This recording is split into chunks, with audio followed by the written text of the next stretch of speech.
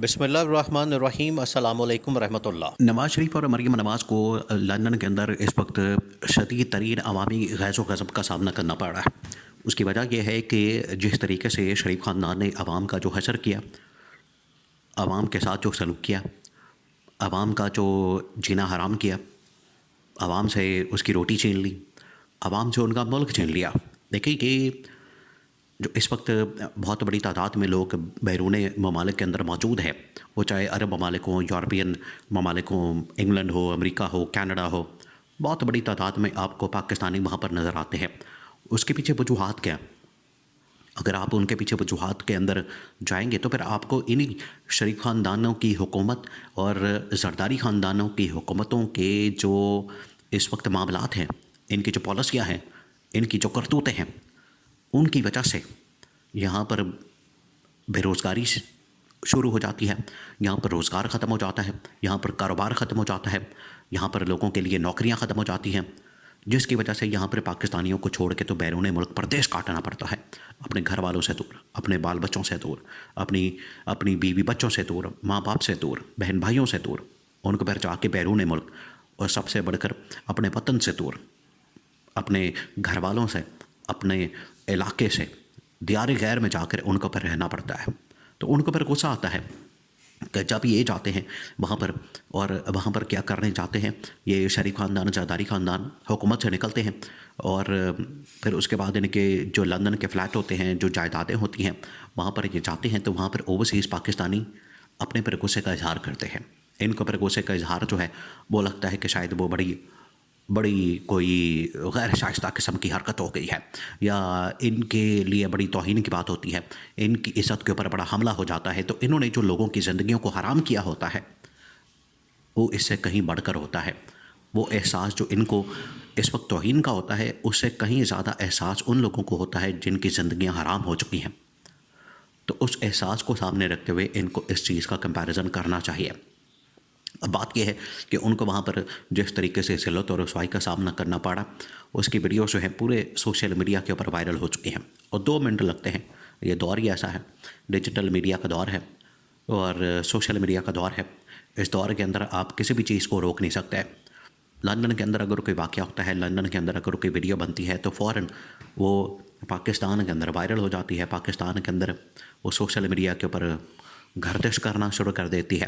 اور پاکستان کا جو ٹی وی چینلز کا میڈیا ہے وہ تو اس کو کنٹرول کرتا ہے، وہ تو اس کو مینج کرتا ہے، وہ ان خبروں کو نہیں چلاتا، وہ تو ان کو مینج کر لیتا ہے۔ لیکن سوشل میڈیا کے اوپر جس طریقے سے مریم نواز کو، نواز شریف کو، اور ایون کہ اب دیکھیں کہ خواجہ آصف بھی سرکاری خرچے پر، سرکاری کھاتے میں وہ بھی پہنچا ہوا ہے ادھر۔ تو اس کا مطلب ہے کہ ایک تو لندن کے اندر کوئی نہ کوئی نیا پلان تیار ہو رہا ہے، نئی کھچڑی پک رہی ہے، وہاں پر جو ہے ایک نئی سازش تیار ہو رہی ہے، اور یہ ان کا وتیرہ رہا ہے۔ یہ ان کی سیاست بالکل اسی طریقے سے ہوتی ہے کہ جب بھی ان لوگوں نے کوئی کارروائی ڈالنی ہوتی ہے، کوئی واردات ڈالنی ہوتی ہے، یا انہوں نے کوئی نہ کوئی سازش کرنی ہوتی ہے، تو یہ بھاگے لندن کے اندر چلے جاتے ہیں، اور لندن میں بیٹھ کر یہ پھر ساری ملاقاتیں کرتے ہیں، لندن کے اندر بیٹھ کر یہ پھر ساری کھچڑی پکاتے ہیں، لندن کے اندر بیٹھ کر پھر یہ سارا پلان کرتے ہیں۔ تو یہ اسی سلسلے کی کڑی ہے کہ ایک تو لندن کے اندر اکٹھے ہوئے، تو لندن کے اندر بیٹھ کر اب یہ نئی سازش تیار کر رہے ہیں کہ کس طریقے سے اقتدار کو مزید مضبوط کرنا ہے، کیونکہ انہوں نے جو آئین کے اوپر حملہ کیا، انہوں نے جو سپریم کورٹ کے اوپر حملہ کیا، انہوں نے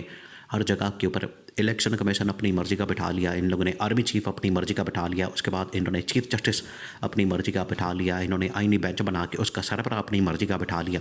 تو مزید کیا ان کو ضرورت ہے؟ اب مسئلہ یہ ہے کہ اوپر آ گیا ہے ڈونلڈ ٹرمپ۔ ڈونلڈ ٹرمپ سے بچنے کے لیے یہ بھاگ دوڑ کر رہے ہیں، لابنگ کر رہے ہیں، پی آر کر رہے ہیں، کیمپین کر رہے ہیں، اس کے لیے لابنگ فرمز کو ہائر کر رہے ہیں، بڑی بھاگ دوڑ کر رہے ہیں کسی طرح سے جو عالمی انٹرنیشنل طاقتیں، انٹرنیشنل اسٹیبلشمنٹ جو ہے ان کی آشیرواد ان کو مل جائے۔ تو اگر ان کی آشیرواد مل جاتی ہے تو ان کا اقتدار جو ہے وہ اور زیادہ لمبا ہو سکتا ہے، ان کا مضبوط ہو سکتا ہے، وہ اور زیادہ اقتدار اس کے اوپر قابض رہ سکتے ہیں، تو اقتدار کے اوپر قبضہ جو ہے وہ ان کا زیادہ مضبوط ہو سکتا ہے۔ یہ اصل میں اس کے پیچھے وجہ ہے۔ اور دوسری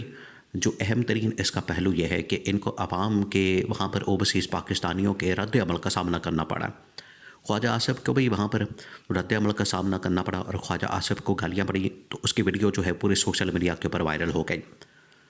اس کے بعد مریم نواز اور نواز شریف، اب آپ یہ اندازہ کریں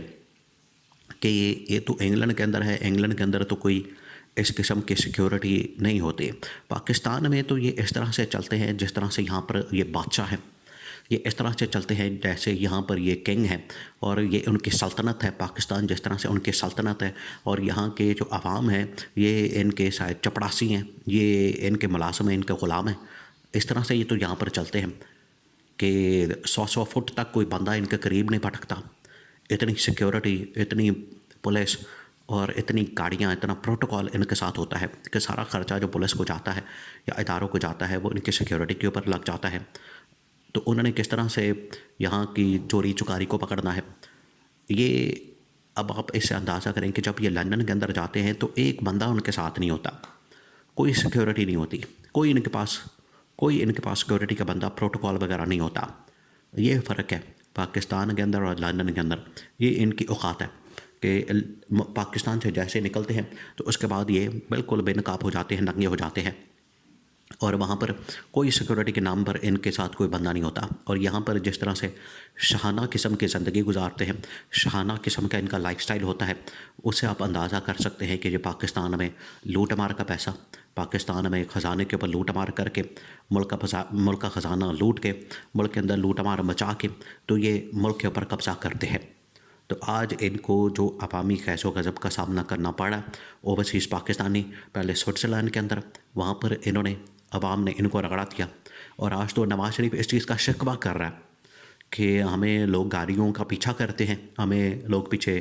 ہمارے آتے ہیں، کبھی انڈے مارتے ہیں، کبھی ٹماٹر مارتے ہیں، کبھی ہمارے منہ کے اوپر کچھ کرتے ہیں، کبھی کچھ کرتے ہیں، کبھی گالیاں دیتے ہیں، کبھی برا بھلا کہتے ہیں۔